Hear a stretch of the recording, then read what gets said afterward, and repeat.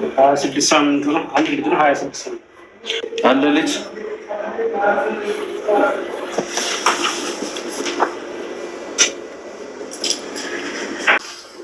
ራሴ ሄዳለሁ። ብሩኬ ራሴ ሄዳለሁ። እኔ ላርስሽ።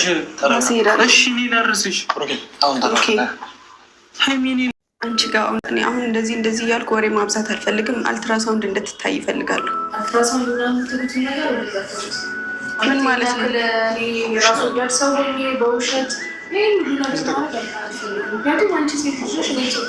እኮ አልትራሳውንድ መነሳቱ ይሄን ያክል አይከብድም አይደለ እንዴ? ጊዜውም ማየት አለብኝ። ገባሽ አይደለ እንዴ? ምን ማለት ነው? ሁላችሁም የምትጸጸቱበት ነገር እያደረጋችሁ ያላችሁት ሁሉም ነገር ውሸት ነው ብላችሁ ነው እያመናችሁ ያላችሁት። ይህ ነገር አልተፈጠረም፣ እውነት አይደለም።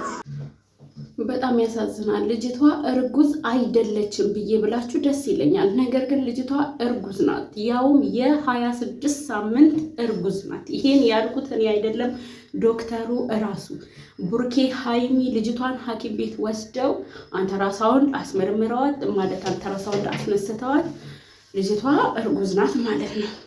ፈጣሪ ሆይ እንጃ። እኔ ምን ስለ ሀይሚ ሳስብ እንባንቅ ነው የሚያደርገኝ። የምሬ ነው የምላችሁ። ደግሞ እንጃ በቃ በቡርኬ በጣም ነው የተናደድኩት። አንዳንድ የቡርኬ እንትኖች እየመጣችሁ የምትሰድቡት ማለት ነው። ቆይ እኔ ምን አደረኳችሁ? ራሱ እኮ አብሯት እንደተኛ ራሱ እኮ አምኗል። አብሬያት የተኛሁት ከሀይሚ ጋር በጣም ትልቅ ጸብ ውስጥ ነበርኩኝ። በጣም መጥፎ ዲፕሬሽን ውስጥ ነበርኩኝ። በዛ ሰዓት ከአዲስ አበባ ቡታጅራ መጥቼ ነበረ። በቃ በዛን ሰዓት ሪላክስ አድርጌባታለሁ አለ እኮ። እኔ እኮ አይደለም ያልኩት፣ ራሱ ቡርኬ አምኗል እኮ። እናንተም ለምንድን ነው የምትሰድቡኝ? ቡርኬ አያደርገውም ውሸት ነው የምትሉ። እኔ ውሸት ቢሆን ከእናንተ በላይ እኔ ደስ ይለኛል እኮ። ነገር ግን ቡራ አድርጎታል። በቃ ራሱን ተጸጽተዋል። እንዴ እናንተ ሀይሚ በዚህን ያህል እኮ ተረድተዋለች። ልጅቷ እንደምትወድ እያወቅ ለምንድን ነው ከአዲስ አበባ ቡታጅራ የመጣኸው? ከዛ በኋላ መተህስ ለምንድን ነው ያገኘሃት? እንደምትወድ ታውቃለች። ብታሳስትህስ ብለህ ለምን አላሰብክም? ብታሳስተኝስ ብለህ ለምን አላሰብክም? ብላ ሀይሚ ይህን ያህል ነው እንግዲህ እሱን የተረዳችው ማለት ነው። ገባችኋል? እሱ ግን የዛን ጊዜ ጥፋት ሰርቻለሁ፣ በቃ አብሬ እሷን ማግኘቴ ትልቅ ስህተት ነው። ነገር ግን ልጁ የኔ አይደለም ነው እያለ ያለው። መጀመሪያ እርጉዝ አይደለችም እያለ ነበር።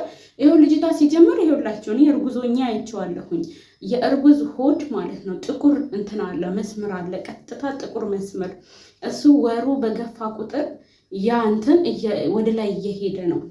ከምንድን ነው የሚባለው? ከዛ ሆዳችን ላይ ካለው ከሱ ጋር እየገጠመ ይመጣል ማለት ነው። ልክ 9 ወር ሲሞላን ቀጥታ ወደ ላይ ሄዶ ይገጥማል። እና ሆዷን አይታችኋል አይደለ? እርጉዝ ናት ልጅቷ።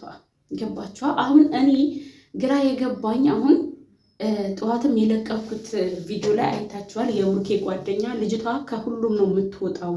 ከቡርኬ ከተለያየች በኋላ ከሁሉም ነው የምታሳልፈው። ስለዚህ ይሄ ልጅ የቡርኬ ላይሆን ይችላል። በእርግጥ አዎ ይዟት ወጥቷል ማለት አብረው ተኝተዋል። እኔ በዓይኔ አይቻለሁ አለኝ ልጁ።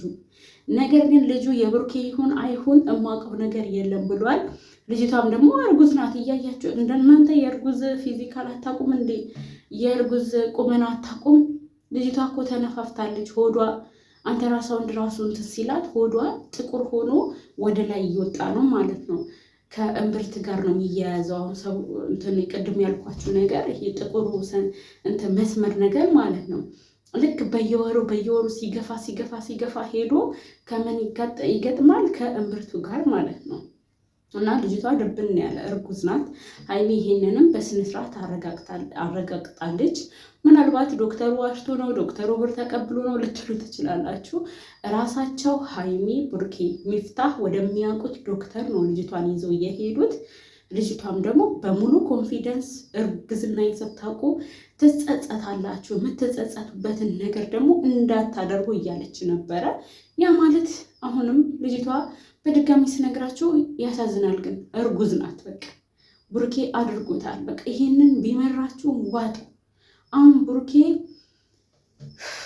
ፈጣሪ ሆይ የሀይሚን ልብ አራራለን። ሀይሚን ጤንነቷ መልሰ ከቡርኬ ጋር አንድ የሚሆኑበትን ነገር ፈጠርልን። ሌላ ምንም የምለው ነገር የለም። ቡርኬና ሀይሚ በፍጹም መለያየት የለባቸውም። በፍጹም ማለት ነው። የምሬ ነው የምላቸው። ወይኔ ሀይሚ የኔ ስስት የኔም በእርግፍ ይበለን እኮ ትላንትም ዛሬም እንዴት አንጀቴ እንደበላሽኝ። እውነት ምን ላድርግሽ የኔ እንቁ የኔ ጨረቃ ምን አባቴ ላድርግሽ? እኔ እንጃ ሀይሚ እኔ እንጃ ዝም ብዬ ሳያት ታሳዘነኛለች የምር። በእርግጥ አሁን ሚዲያ ላይ ያሉ ሰዎች በብዙ ነገር እንነካካ ሊሆን ይችላል፣ ግን ሀይሚ ምን እንደሆነ አላውቅም። አይደለም ስታለቅስ ስትስቅ ራሱ በቃ እንዴት እንትን እንደምታሳዝነኝ ማለት ነው። አንጀቴ ነው የምትበላው ሀይሚ፣ ለምን እንደሆነ አላውቅም። እግዚአብሔር አምላክ እንግዲህ ህይወትሽን ያቀልልሽ፣ ልቦና ሰጥቶሽ ከሱም ጋር ተነጋግራችሁ አሁንስ ከሱ ይህ ወንዶች ትላንት እንደተናገርኩት ሁሌ ችግርን በችግር መፍታት ስትወዱ የምር በቃ ችግርን ከችግር ጋር ነው የምትፈቱት። ችጋራሞች አሁን ከሀይሚ ተጣልቻለሁ ብሎ እሱ ዲፕሬሽን ውስጥ ነው ያለው። ራሱን ሪላክስ ለማድረግ ከቡታጅራ ከአዲስ አበባ ቡታጅራ መጥቶ ከልጅቷ ጋር ተኛ። ይህን ማን ያምናል? አሁን የምር ማን ያምናል? ይሄ ፈጣሪ ወይ ትዕግስቱን ስጠኝ። እኔ እንጃ በቃ ሁሌም እኛ ስንወድ እኛ ነው የምንጎዳው ሁሌም ማለት ነው። ለምን እንደሆነ አላውቅም። ብቻ ሀይሚዬ ደህና ትሁን። ሌላው ነገር ትርፍ ነው። ተነጋግረውም ችግሩን ሊፈቱት ይችላሉ። እውነት ብሩኬ እሷን የሚወድ ከሆነ ተነጋግሮ ሊፈቱ ይችላሉ። ሀይሚ ሙሉ ማንነቱን ልትቀበል ትችላለች። አላውቅም ብቻ ምን እንደሚፈጠር ምን አይነትን ውሳኔ እንደምትወስን ባላውቅም፣ በውሳኔዋም ደግሞ እኔ ምንም ወሰነች ምንም እኔ እንትን አልላት አልወቅሳትም። ምክንያቱም ትክክለኛው ውሳኔ እንደሷ ህመም ሲደርስባችሁ ነው ትክክለኛው ውሳኔ የምትወስኑት።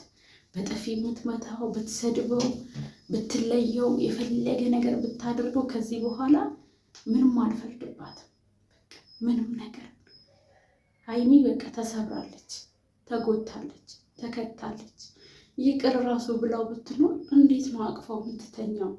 አንዴ እኮ ሰው ከከዳ ሁሌ እንደከዳ ነው የሚያስበው እንትናችን አእምሯችን። ሀይሚዬም ትዕግስቱን ይስጥሽ።